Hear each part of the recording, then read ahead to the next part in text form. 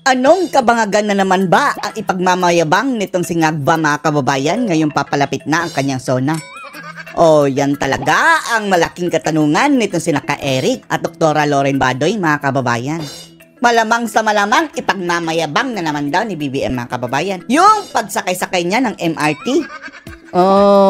Ang sabi niya, kailangan nating i-check ang bawat mga kababayan daw. Sulok ng ating bansa na ginagalawan ng ordinaryong mamamayan. Ang sabi niya, kulang sa basurahan. Madulas daw ang hagdanan. Nagturo-turo sa mga bata, mga kababayan, na akala mo kung sinong nagmasteral degree sa nagpapabasa ng word na pato. Nag-inspeksyon sa nasunugan na paturo-turo din mga kababayan. At etong kaduda-duda. Coincident nga lang ba ito mga kababayan? Nakagaya ng dati, napaparating na kanyang SONA ha. Meron silang nahuli na. Hindi nga nahuli. Technically mga kababayan, hindi inoperasyon. May dumaan lang na isang van na puno ng shabu. Dumaan sa checkpoint at nagpahuli ng pusa. At yun ibinida sa SONA. At yun naman mga kababayan, bulto-bultong droga na naman ang nakitang nakalutang sa dagat. At kung hindi dahil sa mga ngingisda, hindi nahuli mga kababayan. Eto na naman ang ibibida ni PBBM sa SONA. Ang mga bagay lang daw na ito mga kababayan, ang mga accomplishment ni BBM. At mayroon pang isa, baka ibida naman daw nila pati yung mga pag-i-edit daw sa mga litrato ng kanyang asawa, mga kababayan. Si Admiral. Na ayon dito kay Dr. Lauren Badoy, na ang katawan ay parang tangke ng LPG. Pina-edit natin sa ChatGPT mga kababayan at ito ang lumabas, boom, padis! Ito ba sinasabi mo, Dr. Lauren Badoy, na tangke? Ang katawan parang tangke ng LPG? Eto na ba daw ang mga kababayan? Accomplishment na sasabihin ni BBM? Na pati itong pag-i-edit sa katawan ng kanyang asawang parang tangke ang katawan, nagagawing balingkinitan.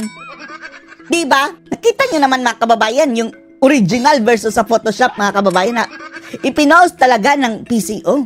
Yung parang tangke ng LPG mga kababayan, naging Coca-Cola body. Wow! Yan ba daw ang mga accomplishment ni BBM sa kanyang SONA? Panoorin niyo po ha. Ito si Marcos. Saan mo dinala, Marcos, ang pera namin? Marcos! Saan mo, yung dami ng utang? Ano sasabihin niya? Tapos, nang-bash pa mga kababayan kay PRRD, no? Yung kanyang aso mga kababayan sa Clarion Castro. Dahil, si Digong ang may pinakamaraming utang Hindi naman si BBM. Wow! Pero tingnan nyo ang year by year comparison mga kababayan. Malulula ka sa laki ng inutang ni BBM kumpara kay PRRD. Kalahati pa lang sa termino sa BBM ha. Kalahati pa lang. Wala pang big ticket na infrastructure mga kababayan. Puro lang ayuda. Wala nang pandemya. Di ba? Eric, ano sasabihin niya sa SONA? Anong sasabihin mo sa SONA? Sigurado, nagpunta ako sa MRT, sumakay ako ng ay, Diyos ko. Naglibot ako sa NAIA. Hello! Nag-party ako. Nag-fireworks kami. Mahalang fireworks. No need to say. Araw-araw nilang ginagawa yan yung party-party. Isisinghot kami ng cocaine. Diba? Nagbababiyahe ako. Si Lisa, kailangan niyang bayaran yung PCO na tapyasan yung LPG niya na katawan at yung tapyasan ng LPG na katawan. Maliit na nga yan mga kababayan Yung nasa litrato, price gas. Sa tingin natin, mas mabigat pa siya sa price gas mga kababayan. Pero grabe no, talagang pag-aaksaya kayo ng panahon PCO, binabayaran kayo ng gobyerno para i-edit yung mga litrato ni Admiral. Siya lang talaga mga kababayan, si Admiral lang.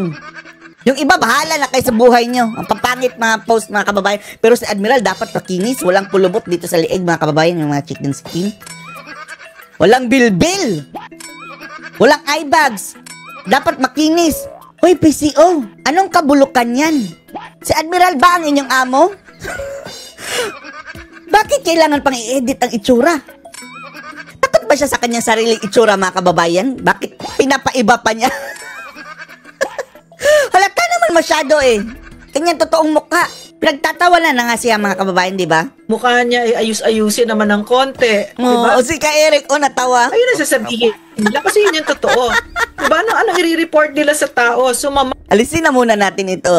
Alis, price gas. Ang buhay nating lahat dahil dito. Diba? Anong sasabihin niya? Nandiyan si Eric ngayon sa Bubuladas na naman sa Amerika. zona. Kasi papa-aresto namin dahil wala. Ito mga kababayan, yung mga kritiko nila, ginigipit mga kababayan. Ito mga kababayan, nasa ibang bansa na. Pati si Rocky, pati si PRRD, lalong-lalo na. Anong freedom of expression sa Pilipinas, di ba? Pinatawag namin yung si Kibuloy, di ba? Bago nakulong si Kibuloy mga kababayan, anong ginawa niya? Pinagtatanggol niya si VP Sara. Yun mga kababayan, pinakulong. Yung SMNI, tinanggalan ng prangkisa. Yung mga vloggers kasi kinikriticize kami. At dinala ko si Rodrigo, pinakidnap ko, extraordinary rendition. Yan siguro, no? Kung isasali yan ni Bangag, mga kababayan, talagang walang hiya talaga siya. Sana nga isali mga kababayan para magagamit niyang ebidensya. Pag wala na siya sa pwesto, eto na. Sinabi mismo sa SONA, yung SONA mga kababayan, ilalagay yan, i-archive yan mga kababayan. Sige nga, umamin ka. Anyway, mayabang ka naman Ipagmamayabang yan niya mga kababayan.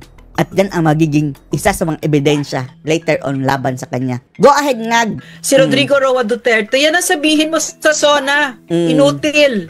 Inutil. Criminal ka, dinala mo si PRRD sa The Hague. Buti nga sa'yo, kasi yan ang downfall mo. Hindi mo kilala si Digong. May iniisip si Ka Eric natatawa na siya mga kababayan. Parang may binabalak yung hindi maganda. Si Digong. Magician siya. Anong sasabihin mo, Ka Eric? And I love your description. Dati nung kabataan ko, naririnig ko yan sa mga kita ko.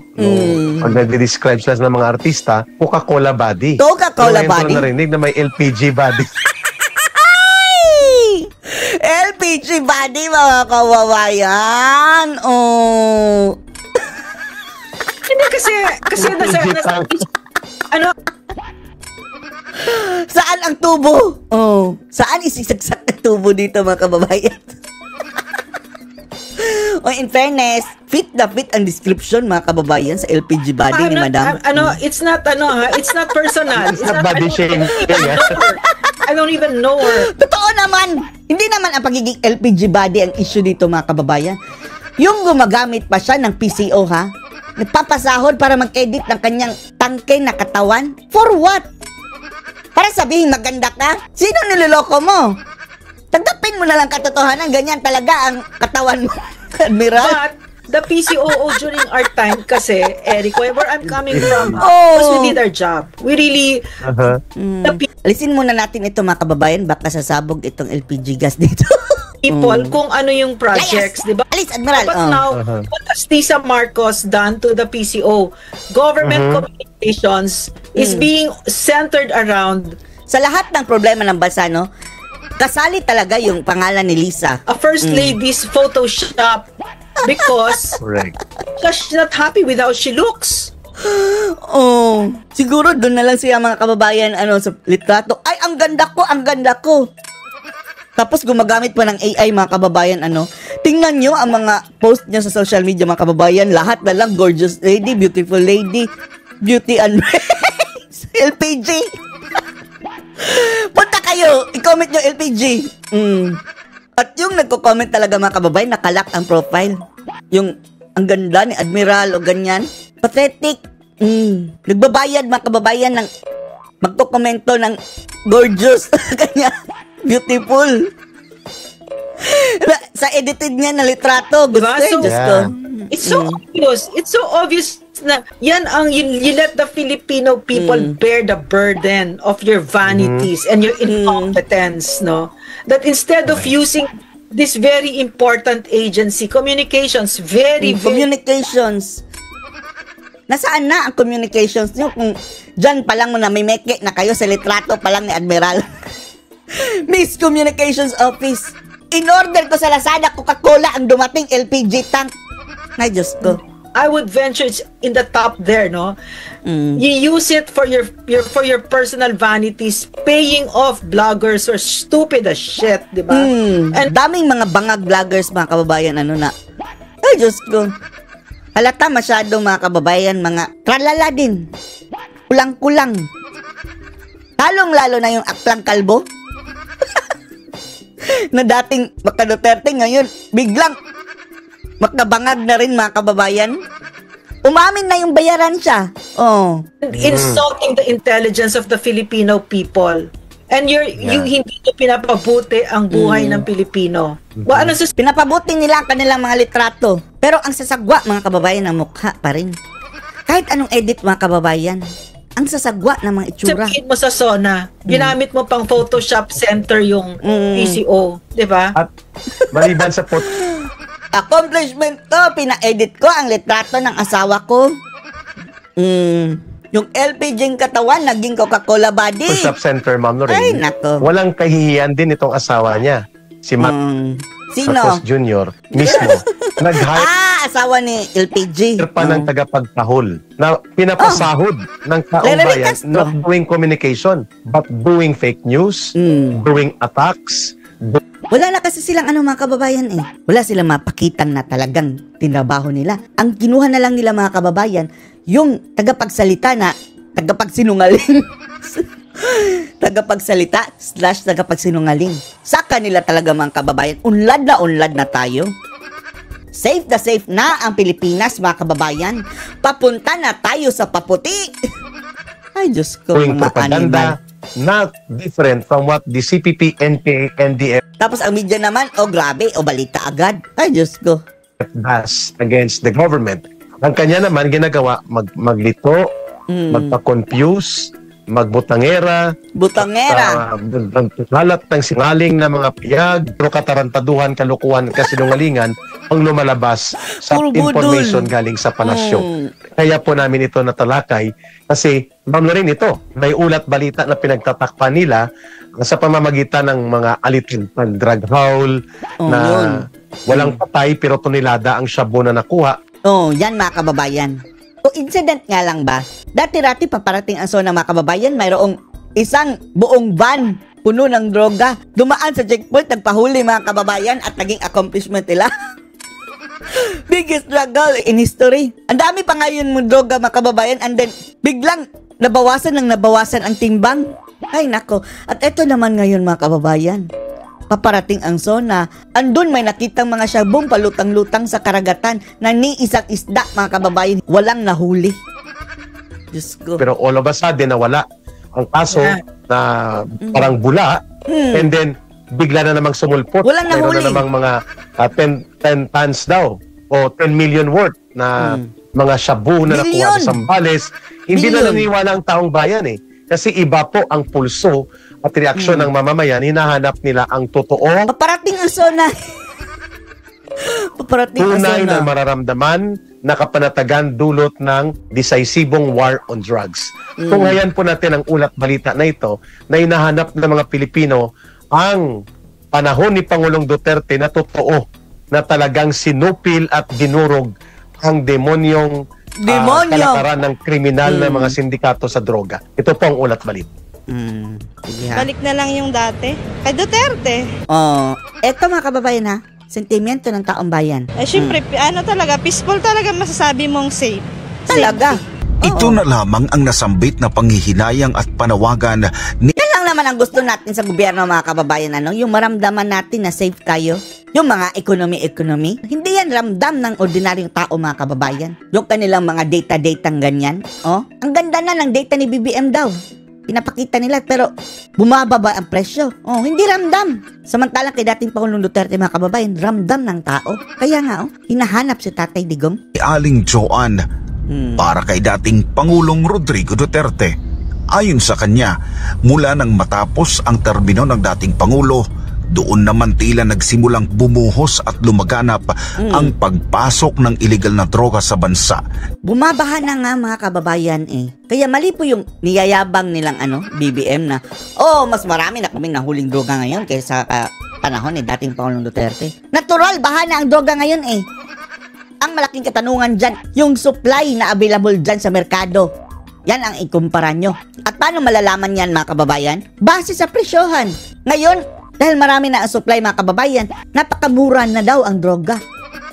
Samantalang nung panahon ni PRRD, hirap kang makakuha at napakamahal. Kaya marami pong addict mga kababayan ang tumigil. Nung panahon ni Tatay Digong. Ngayon baka babalik na naman. Sayang ang nasinmulan ni Tatay Digong mga kababayan. Giit niya, paano na ang kaligtasan ng kanyang pamilya at kinabukasan ng kanyang mga anak kung sa bawat sulok ng kanilang paligid ay may nakaambang panganib mula sa ipinagbabawal na gamot. Sobrang hindi lang nakakatakot, sobrang nakakatakot talaga. Kasi parang bumalik na naman nga. Katulad dati kasi, parang pag naglalakad ka dyan, wala lang ngayon. Kahit doon sa amin, sa mga eskinita, parang takot ka na rin minsan lumabas sa gabi. Ngayon na lang mga kababayan, ninakawan si Arnold Clavio yung wig mga kababayan. Yung anti-Duterte. Ninakawan. Yan ang gusto mo, Clavio. Si Tatay Adriano naman, agad na naalala si Pangulong Duterte nang mabalitaan niya ang sunod-sunod na isyu ng bilyong pisong halaga ng palutang-lutang na shabu. Ngayon mga kababayan, palutang-lutang na lang ang shabu. Paano na yung nakalusot? Sa sobrang dami ng shabu mga kababayan, palutang-lutang na lang. Sa iba't ibang baybayin sa bansa, anya, malayong-malayo na ang sitwasyon ngayon dahil mas nakakatakot na raw ang tila kawalang aksyon ng kasalukuyang administrasyon, lalo na pagdating sa kampanya kontra iligal na droga. Batay sa kanyang karanasan at obserbasyon, hindi anya basta-basta nakakapasok noon ang mga kontrabando sa bansa sa ilalim ng pamumuno ni dating Pangulong Duterte. At tiyak na may kalalagyan ang sino mang gumagamit o sangkot sa ipinagbabawal na gamot. Pag may nahuling ganyan na nagbibinta ng droga, talagang tinutukhang niya ng mga pulis. Safe talaga nung kay Duterte pa. Walang nagdudruga nung una. Ang daming sumurrender mga kababayan, yung dating mga addict. Sumurrender. Nakita niyo lahat yun. Millions. Ngayon mga kababayan, mayroon ba? Ni isa. Kusang loob ha, yung hindi pinilit. Yung kusang talaga loob na sumurrender. Dati, ang dami. Kahit ba, hindi pala, addict pala ito. Biglang nag-surrender mga kababayan, hindi natin alam yung mga kakilala natin na biglang sumurrender. Bumabatak pala. Kay Duterte pa. Pero ngayon wala na, nagkakalat na. Bumabalik naman sa dati. Hinala naman ng ilan, kahit hindi sila eksperto, posibleng may mga nasa likod ng patuloy na pagpasok ng iligal na droga sa bansa. Kasabay nito ang kanilang pangamba sa sariling seguridad, lalo na kung ang mga kontrabando ay naipakalat na sa mga komunidad at maging ang sarili nilang mga kaanak ay maaaring mabiktima ng paggamit ng ipinagbabawal na gamot. Siguro po sa mga rin mo yan, yung mga kinakapit-kapitan po rin nila, kaya kumakalat-kalat po yung ganyan. Paano? Parang kasi namihasa mga kababayan itong drogista dahil hindi pa kasi napapadrag sa BBM mga kababayan Hindi niya napapatunayan mga kababayan yung innocence niya. Ang sabi ng mga drogista, yung presidente nga ang issue pagiging addict. Pag presidente, okay, tapos tayo hindi. Ganyan ang kanilang mga kababayan. Mga bangag na yung mag-isip mga kababayan, mga ganyan yung mga drogista. Yan na lang iniisip nila. Kasi hindi naman basta-basta kakalat yan kung hindi rin sila may may mga impluensyang mga nakakaalam ng mga ganyan po Tapos isa sa mga diretsuhin mo na. Anak ko yung hindi makaiwas sa Siyempre po, sa magulang kakatakot yung ganun po. Oo nga. Akala mo nag-aaral ng mabuti, andun pala bumabatak na kasama ang kanilang barkada. Kaya sana delikado pa yung shabu mga kababayan dahil nakakasira ng utak. Nila at very, very, very addictive. Yung mga gumagamit ng ganyan, yung nagkakalat ng mga ganyan, tutukan po nila. Noong nakaraang buwan hanggang nitong nakaraang linggo, halos araw lamang ang pagitan ng mga ulat at muli na namang nakarecover ang mga otoridad ng mga kontrabando sa iba't ibang baybayin ng bansa. Imposible naman yan na bigla lang niyang sumulpot dyan. Madali lang naman yan Sino yung mga barkong dumaan dyan? Konti lang naman ang barko. Imbestigahan nyo. Puntahan nyo. Eto mga kababayan, parang okay na, accomplishment na ito. Hindi na tinutugis. Walang nahuhuli Hindi nga nila alam kung saan nanggaling. Kabilang Ay, narito ang 10 bilyong pisong halaga ng hinihinalang shabu na nasabat mula sa isang shipment sa karagatan ng Zambales. Bukod pa rito, isa pang kahinahinalang maleta ang natagpuan sa kahabaan ng Friendship Road, Pasinaya Homes Central, Barangay Sabang, Naik, Cavite. Kaduda-duda mga kababayan, bakit itatapon mo yung mga kung ikaw ang drugista? Kaya ang sabi nga ng ilan mga kababayan, paparating kasi ang SONA, gagamitin na naman yan. Kung totoo ang kanilang hinala mga kababayan na pautot lang ito para sa SONA, bakit sila may droga? Sila ba ang gumagawa? Meron ba silang supplier? Ang mga animal, ganyan mga kababayan, sama-samang babangag muli. Hindi paiiwasang mag-isip ng ganyan mga kababayan. Sana nga hindi. Noong Hunyo 20, 2025, ang maleta ay may lamang hinihinalang shabu na tinatayang may bigat na 30 kilo o katumbas ng mahigit 200 milyong piso. Batay sa inisyal na investigasyon, sinadyang ihulog ang naturang maleta at inaasa accomplishment na naman yan. Walang nahuli ni isa. may kukuha sana nito sa lugar. Patuloy naman ang ginagawang investigasyon ng mga otoridad upang matukoy ang mga nasa likod ng insidente. Ganyan ba katanga yung mga itapon ko dito para may kukuha. Siyempre, iaabot dyan ng hand to hand. Parang something is At fishy. mahinto ang paglaganap ng kontrabando sa bansa. Ma'am, ito yung tinatawag na backfire propaganda. Sino Backfire. namang loko-loko na sindikato Si- na 30 kilos ng shabu itapon mo sa gilid ng kalsada Oh. and then doon ang dead drop at doon ang pick-up point. Ito ma'am ay alitagtag part 2. I-stage mo Yung last year, para may accomplishment din si Tore Wala man siya may pakita yung accomplishment maliban doon sa kanyang lawlessness. Hindi natin masisisi sila mag-speculate ng ganyan mga kababayan dahil parang lokohan na talaga. And state terrorism na ginawa sa KOGC at kay Pangulong Duterte. So hindi po kapanipaniwala ito. Nagba-backfire po ito sa kanila kasi sapagkat gusto nilang ipakita na may accomplishment pero sa totoo lang sila rin po ang gumagawa ng ganitong stage managed. Matindi itong akusasyon ni Ka-Eric mga kababayan. Delikado kanyan Ka-Eric ha. Careful. Na uri ng operasyon. Sino namang loko-loko ang magtatapon ng 10 bilyon? Take note mga kababayan, 10 bilyon. Grabe. Ang worth ng droga pinalutang sa dagat. My goodness. My pong goodness maniniwala talaga. dyan. Ano pong gusto kong punto? Itapon yun. Sinurado yun na makikita ng mga pulis, wari operatiba, and then para meron ng accomplishment. Na walang patak, walang drug operation, puro lang mga Walang nahuli. na konpiska na kontrabando. Ito po ay kwentong kotsero. Sinong loko-lokong drug syndicate ang itatapon nila ang 10 billion worth of drugs? Ang dami na siguro. Sobrang dami. If ever walang hokus-pokus dyan, yung itinapon mga kababayan, malamang diversionary. Dahil habang busy sila dyan, dito na tayo sa kabila. Ang totoong bintahan. Sa dagat at bahala na si Batman kung saan malulutang at saan iaahon ang droga na to. Kasyungahan mga kababayan. At sinong magsasabi, napapatulan natin ng kwento, maleta ng shabu, itatapon mo sa daanan, sa highway, makikita ng maraming tao. Tapos expect mo na doon ang drop-off at pick-up point.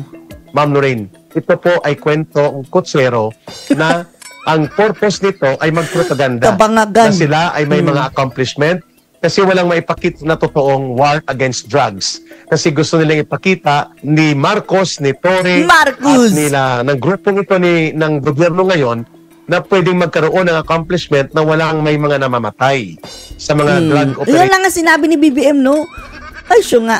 operations na ito. Subalit alam natin na Wala namamatay dahil walang operation. Hindi naman yung operation. Kung hindi, dinala ng mga mangingisda mga kababayan, walang nakakaalam nun. Malamang lifetime na batakan ang nakakakuha nun mga kababayan. If ever may isang addict na mangingisda, isang sako ng lifetime na supply. ito ay baka ito rin ang anitagpag na ginamit, rehash. Na hindi nga mawala ang mga to na Reduce, sampung reuse, tunit na ng recycle. shabu, tapos dadalhin mo sa van. Tapos isang taon na nagdadrive at ilungod mo van sa checkpoint para hulihin. Talagang dumaan sa Ma'am checkpoint. Lorraine. So ano masasabi niyo dito mga kababayan sa panibagong kabangagan? Post your comments below.